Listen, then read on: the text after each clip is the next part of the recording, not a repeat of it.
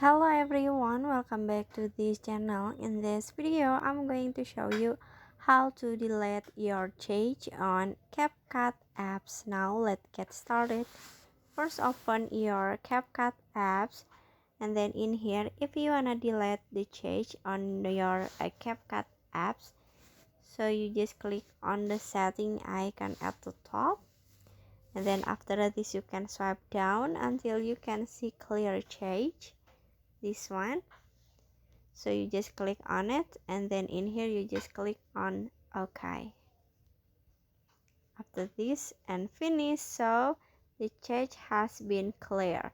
I hope you found this video to be helpful. If you enjoy with the content, please consider like, comment, and subscribe down below. Bye bye.